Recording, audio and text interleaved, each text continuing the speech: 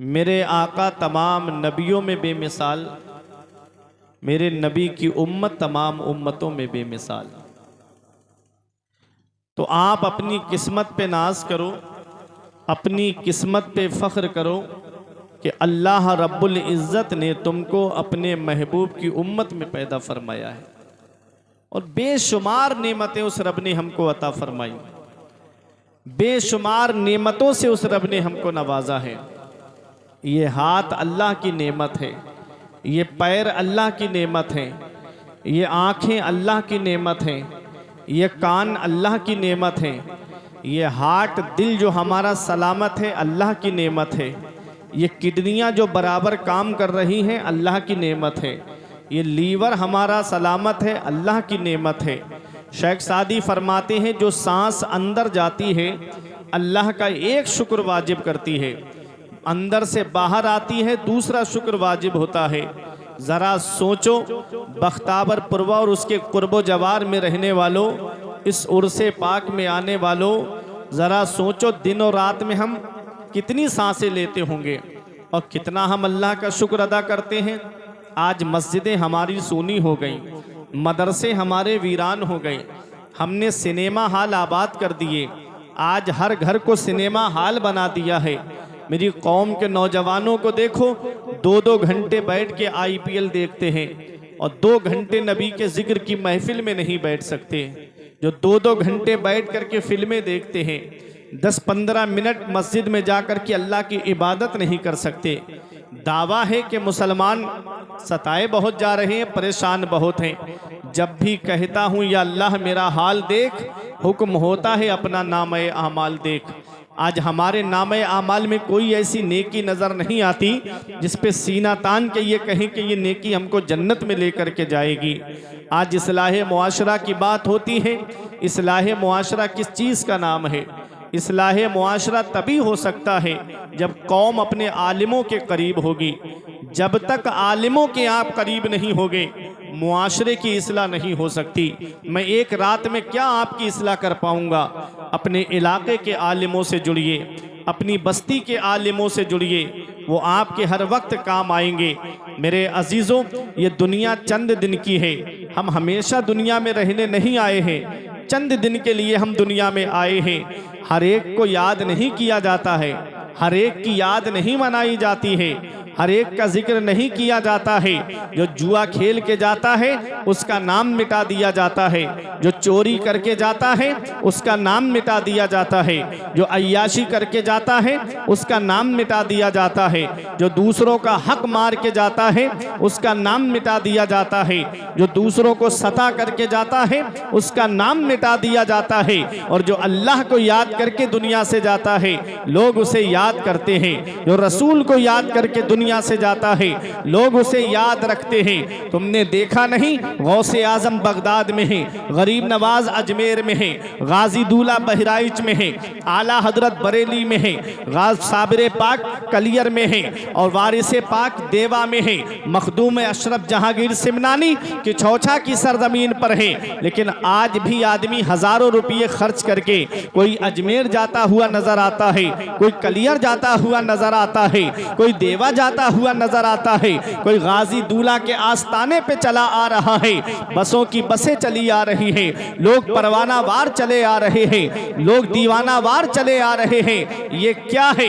वह अम्मा यनफ़उन्नास फ़यमकुसु फ़िल अर्द, जो लोगों को नफ़ा पहुंचा के जाता है, जो लोगों को फायदा पहुंचा के जाता है, वो जब तक जमीन पे रहता है तब भी लोग उसे याद रखते हैं और जमीन के नीचे चला जाता है तब भी लोग उसे याद रखते हैं। जो लोगों को नफा पहुंचा के जाता है वो जमीन में बाकी रहता है, जो लोगों को फायदा पहुंचा के जाता है वो जमीन में बाकी रहता है। गाजी दूल्हा ने फायदा पहुंचाया, लोग उन्हें याद कर रहे हैं। गौसे आजम ने फायदा पहुंचाया, लोग उन्हें याद कर रहे हैं। गरीब नवाज ने फायदा पहुंचाया, लोग उन्हें याद कर रहे हैं। मखदूम अशरफ जहांगीर सिमनानी ने फायदा पहुंचाया, लोग उनको याद कर रहे हैं। वारिसे पाक ने फायदा पहुंचाया, लोग उन्हें याद कर रहे हैं। आला हजरत ने फ़ायदा पहुँचाया, लोग आला हजरत को याद कर रहे हैं। मुफ्ती आज़म ने फ़ायदा पहुँचाया, लोग मुफ्ती आज़म को याद कर रहे हैं। ताजुश्शरिया ने फ़ायदा पहुँचाया, लोग ताजुश्शरिया को याद कर रहे हैं। मेरे अजीज़ों, इतना याद रखना, ये दुनिया चंद दिन की है, हमेशा रहने नहीं आए हैं। अभी 4 साल पहले तुमने कोरोना काल में नहीं देखा, एक एक घर में 3-3 जनाजे मैंने रखे हुए देखे। एक तरफ बाप का जनाजा रखा है, दूसरी तरफ बेटों के जनाजे रखे हैं। ऐ मेरे प्यारे मुसलमानों, अभी चंद सालों पहले तुमने नहीं देखा, बड़े बड़े दौलत वाले, पैसे वाले, रुपये वाले, बिल्डिंगों में रहने वाले गंगा नदी के किनारे बेगोरो कफन पड़े हुए थे। अरे किस्मत वाला है वो बाप जो औलाद के कांधे पे कब्रिस्तान चला जाए, नसीब वाली है वो औलाद जो बाप के कांधे पे कब्रिस्तान चली जाए, किस्मत वाला है वो भाई जो भाइयों के कांधे पे कब्रिस्तान चला जाए, नसीब वाला है वो रिश्तेदार जो रिश्तेदार के कांधे पे कब्रिस्तान चला जाए। जब दुनिया से जाना हो तो इस हाल में दुनिया से मत जाना कि इधर जनाजा उठे, उधर मोहल्ले के लोग कहे एक जुआरी का जनाजा जा रहा है, एक शराबी का जनाजा जा रहा है, एक अय्याश का जनाजा जा रहा है, दूसरों का हक मारने वाले का जनाजा जा रहा है। इस हाल में मत जाना, बल्कि इस हाल में जाना कि इधर जनाजा उठे, उधर इमाम साहब कह दे गद्दार मुस्तफा का नहीं, वफादार मुस्तफा का जनाजा जा रहा है, आशिक रसूल का जनाजा जा रहा है, गुलाम रसूल का जनाजा जा रहा है।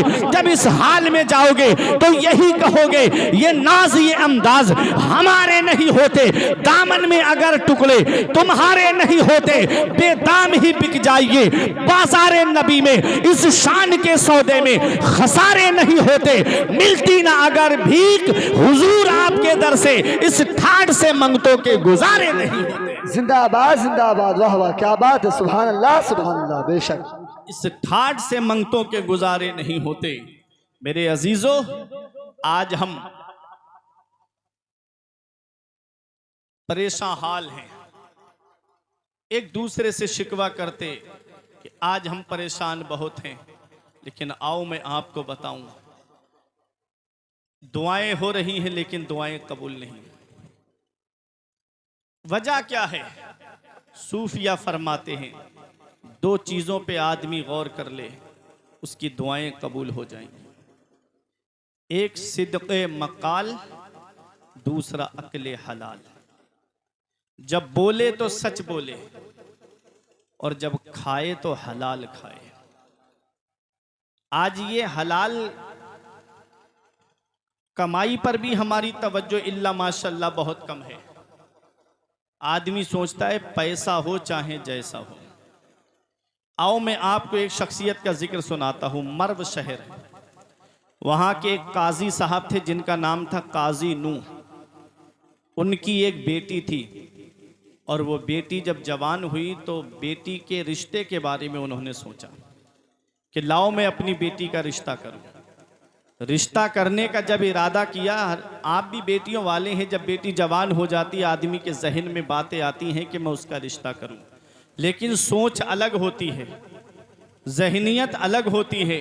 कोई सोचता है मेरी बेटी का रिश्ता अमीर घराने में हो जाए, कोई सोचता है मेरी बेटी का रिश्ता बड़े घराने में हो जाए, कोई सोचता है मेरी बेटी का रिश्ता वहाँ हो जाए कि लड़के की गवर्नमेंटी जॉब हो, कोई सोचता है मेरी बेटी का रिश्ता वहाँ हो जाए कि लड़के का अपना कारोबार हो।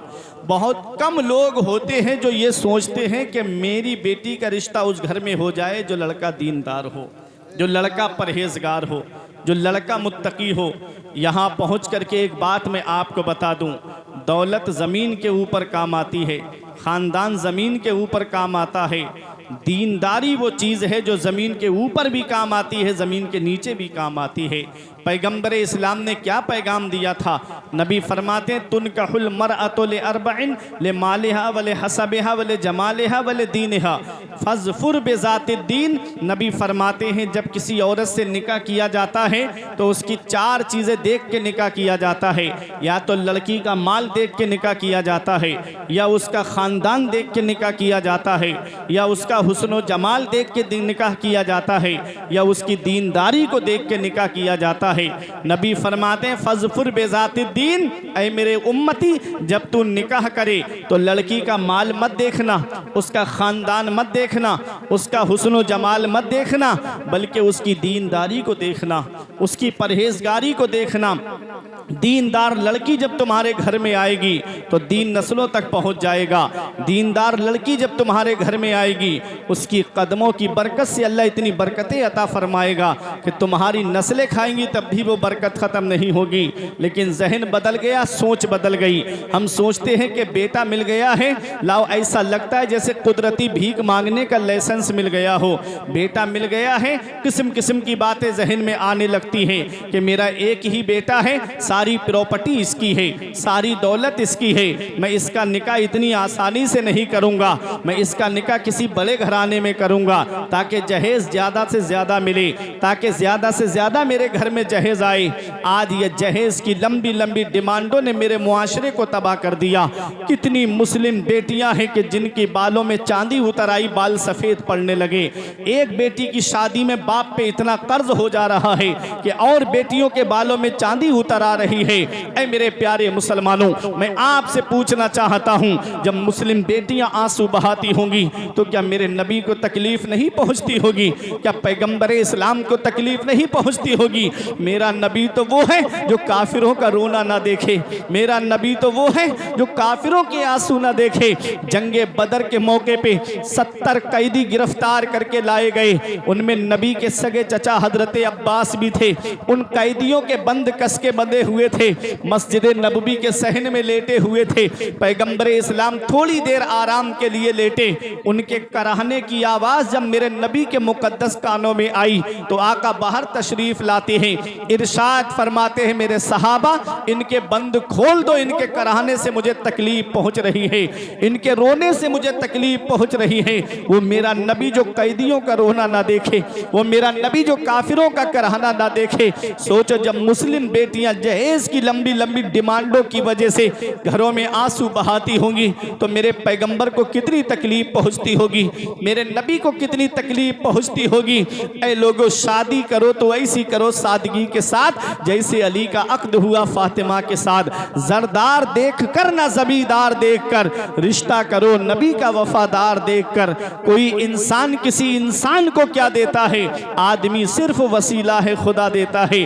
अपने रब से मांगो, अपने रसूल से मांगो। ये दुनिया वाले देंगे चंद सालों में खत्म हो जाएगा, मदीने वाले देंगे नस्लें खाएंगी तब भी उसकी बरकत खत्म नहीं होगी। मेरे प्यारे मुसलमानों, आज मैं आपको बताता हुआ चलूं, एक आदमी भी इतने बड़े मजमे में से मुझे बता दे, क्या किसी को ससुराल के पैसे से अमीर होते हुए देखा? क्या किसी को ससुराल के पैसे से मालदार होते हुए देखा? वो पैसा चंद सालों में खत्म हो जाता है। 4-5 लाख मिल भी गए तो 1 साल चलेंगे, 2 साल चलेंगे, 3 साल तक चलेंगे। कितने साल हमने फर्नीचर को, दीमक को खाते हुए देखा, गाड़ियों को हमने डैमेज होते हुए देखा। चंद सालों में वो सामान खत्म हो जाता है।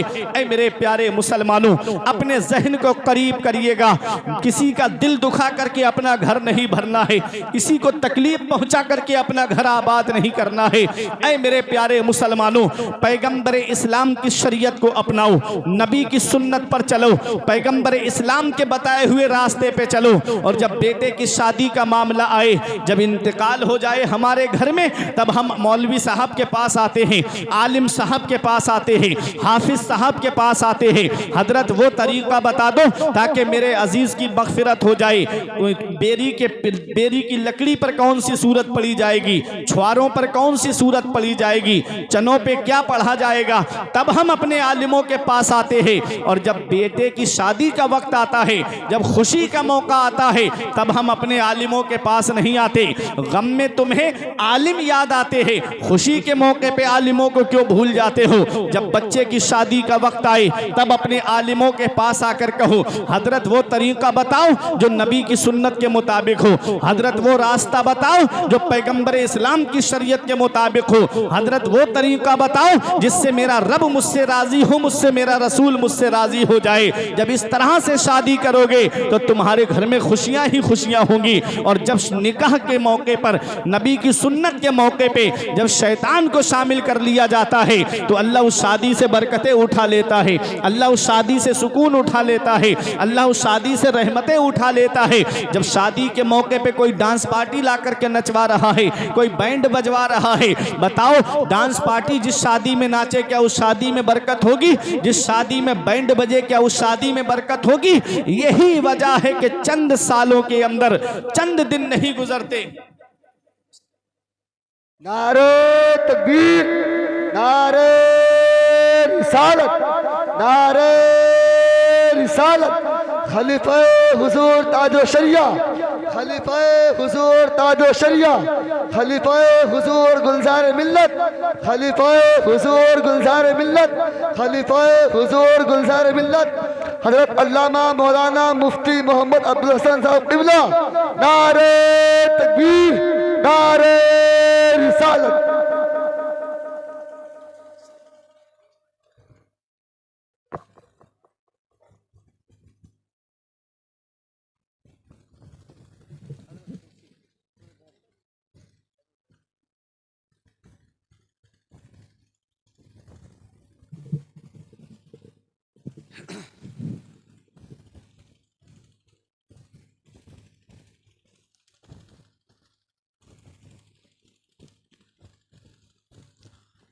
माशाअल्लाह सुभान अल्लाह।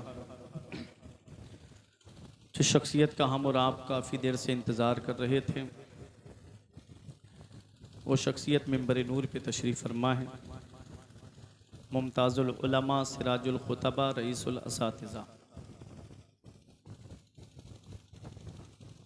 जिस तरह समंदर के पुरअसरार सुकूत और उसकी गहराई और गिराई के तारुफ़ की ज़रूरत नहीं, जिस तरह आसमान पर मुस्कुराते हुए सितारों की तारुफ़ की ज़रूरत नहीं, ऐसी ही कुछ मुमताज़ और मुनफरिद शख्सियतें होती हैं जिनके तारुफ़ की चंदा हाजत व ज़रूरत नहीं होती। उन्हीं शख्सियतों में एक शख्सियत खलीफ़े हुज़ूर ताजुश्शरिया और खलीफ़े हुज़ूर गुलज़ार मिल्लत आलिम बाअमल हज़रत अल्लामा मौलाना मुफ्ती अबुल हसन मिसबाही साहिब क़िबला की ज़ात है कि जिन्होंने अपनी फ़रागत के बाद ही से दर्स व तदरीस और वाज़ो तकरीर के ज़रिए ख़िदमत दीन मतीन को अपना शेवा हयात करार दिया।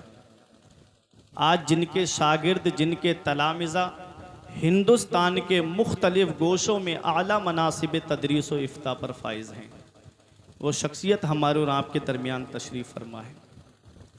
मैंने कहा था ना कि मुआशरे की इस्लाह तभी हो सकती है जब कौम अपने आलिमों के करीब होगी।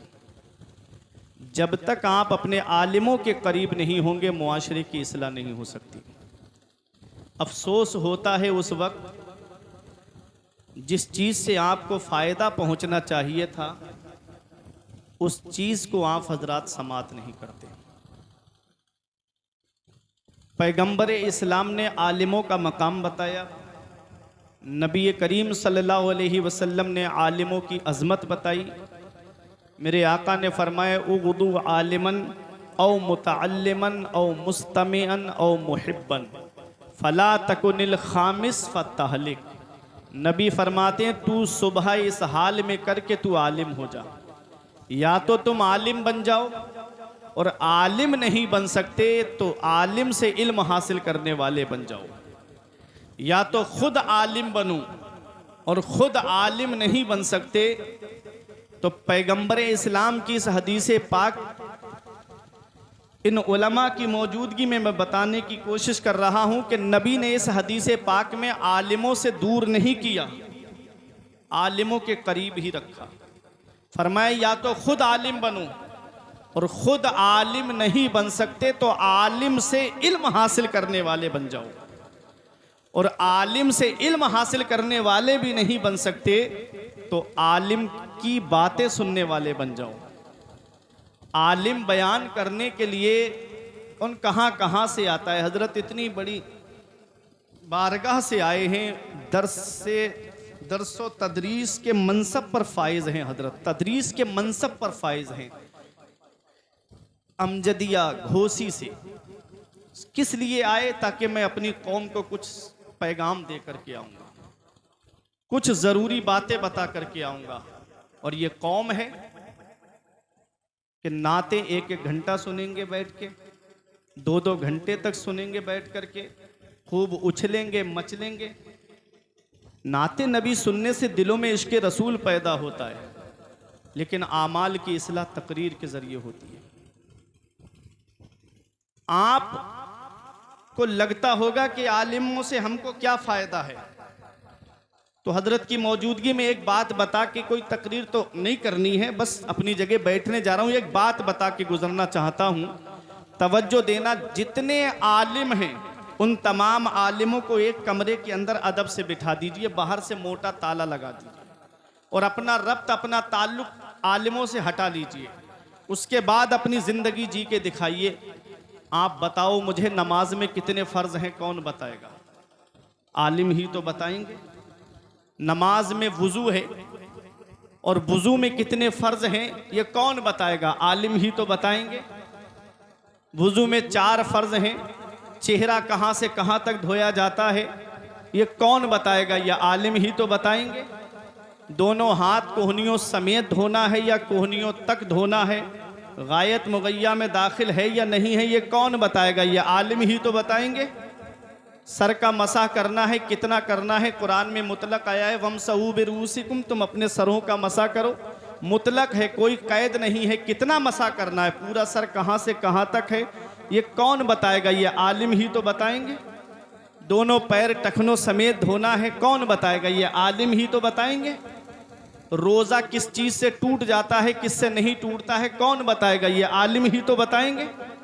किसी ने तुमसे कहा हज अब मक्के में नहीं होता है, अमेरिका के वाइट हाउस के चक्कर लगा लो तो तुमको हज का सवाब मिल जाएगा, कोई दलील है तुम्हारे पास? कौन दलील देगा? आलिम ही तो दलील देंगे। अपनी जिंदगी आलिमों से हटके जरा जी करके दिखाओ। जब बच्चा पैदा होता है तो कान में अजान देने के लिए आलिम ही जाता है, जब बड़ा हो जाता है तो निकाह पढ़ाने के लिए आलिम ही जाता है, और जब इंतकाल हो जाता है तो नमाज जनाजा पढ़ाने के लिए भी आलिम जाता है। तुम्हारे पैदा होने से लेके मरने तक की ज़रूरत ये आलिम है।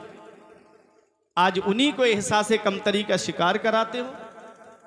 न संभलोगे तो मिट जाओगे हिंदी मुसलमानों, तुम्हारी दास्ता तक भी न होगी दास्तानों में। हुजूर नजीब मिल्लत ने फरमाया था, जल से हल्के करो, मदरसे मजबूत करो। और मदरसों का जो निसाब था ना, पहले इनफिरादी मरकज़ तालीम, खानकाही मरकज़ तालीम, इज्तिमाई मरकज़ तालीम। आदमी जो तालीम हासिल करने के लिए जाता था मस्जिद में या कहीं पर कोई आलिम साहब होते थे उनके पास जाकर के तालीम हासिल करता था, या खानकाहों के अंदर तालीम हासिल होती थी, इल्म दीन भी हासिल करता था और वहाँ पर रूहानियत का भी फैज़ हासिल करता था। आज वो चीज़ें कहाँ चली गई? तो अब आलिमों के करीब होने की ज़रूरत है, अब आलिमों से जुड़ने की ज़रूरत है, तभी तुम कामयाब हो पाओगे। नबी करीम सल्लल्लाहु अलैहि वसल्लम ने क्या फरमाया? पैगंबर इस्लाम फरमाते हैं, या तो तुम आलिम बन जाओ, आलिम नहीं बन सकते तो आलिम से इल्म हासिल करने वाले बन जाओ, और आलिम से इल्म हासिल करने वाले नहीं बन सकते तो आलिम की बातें सुनने वाले बन जाओ, और आलिम की बातें सुनने वाले नहीं बन सकते तो आलिम से मोहब्बत करने वाले बन जाओ। फला तकुनिल खामिस फतहलिक, नबी फरमाते हैं 5वां मत बनना, इनकी बुराइयां करने वाला मत बनना, इनकी गीबत करने वाला मत बनना, फतहलिक, वरना हिलाक हो जाएगा, बर्बाद हो जाएगा।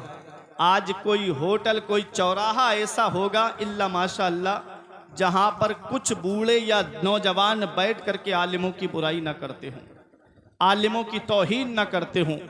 ये हाल, ये कहाँ से मामला आया? ये इसी वजह से आया कि हम अपने आलिमों की बातें नहीं सुनते, अपने आलिमों के करीब नहीं हैं। मस्जिद का इमाम किस हाल में है हमें कोई मतलब नहीं।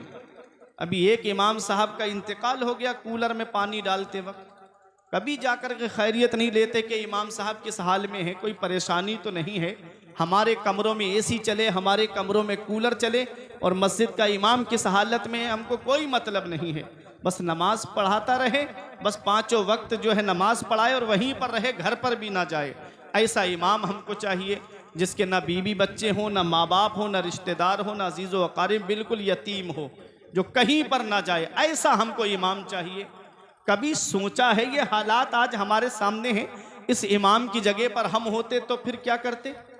कभी जहन को दौड़ाओ, कभी इमाम के पास जाके नहीं पूछते कि इमाम साहब कोई दिक्कत तो नहीं है, कोई परेशानी तो नहीं है, कोई दिक्कत हो तो बताओ, मैं कुछ मदद करने की कोशिश करूं। कभी कोई अच्छी चीज़ घर में बने तो बिना कहे इमाम के ले जा करके मोहब्बत में खिला दो। ये खिलाना भी काम आएगा। क़यामत के दिन अगर कोई किसी को वुज़ू के लिए पानी भर के दे देगा, वो भी उसके काम आएगा। अगर पीने के लिए एक गिलास पानी दे देगा तो वो भी क़यामत के दिन उसके काम आएगा। तो सोचो, जो दुनिया में आलिमों की खिदमत करेगा वो खिदमत उसके काम क्यों नहीं आएगी? तो बताना मकसद ये है कि अपने आलिमों के करीब हो जाओ। पैगंबर इस्लाम ने फरमाया कि आलिमों से मोहब्बत करने वाले बन जाओ, आलिमों से प्यार करो, आलिमों से मोहब्बत करो, आलिमों से जुड़े रहोगे।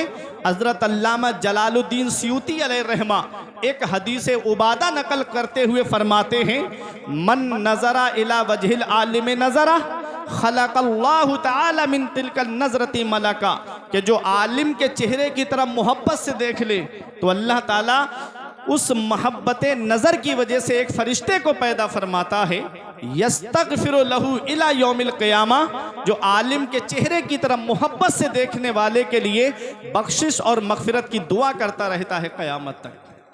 तो कितना बड़ा सवाब है आलिमों के चेहरे की तरफ देखना। क्या अच्छा होता कि आप जिम्मेदार आलिमों के बयान को सुनते और यहाँ से कुछ लेकर के जाते, कुछ पैगाम लेकर के जाते, कुछ सबक लेकर के जाते। परवरदिगार आलम हम सबको अक्ल सलीम अता फरमाए। एक आखिरी बात मैं बता दूं, आलिम क्या है? वही चीज़ आलिम है क्या? नबी फरमाते हैं, एक आलिम शैतान पर 1000 आबिदों से ज़्यादा भारी है। 1000 आबिदों से ज़्यादा भारी है एक आलिम शैतान पर। तो आलिमों का मकाम बहुत बुलंद है, बहुत बड़ा मर्तबा है। हज़रत अल्लामा मुफ्ती अबुल हसन मिसबाही साहिब किबला मिंबर नूर पे तशरीफ़ फरमा है, ज़िम्मेदार आलिम है। इनकी मौजूदगी में मैं आपके सामने क्या लबकुशाई करूं। बस दुआ है कि परवरदिगार आलम हज़रत की उम्र में बरकतें अता फरमाए।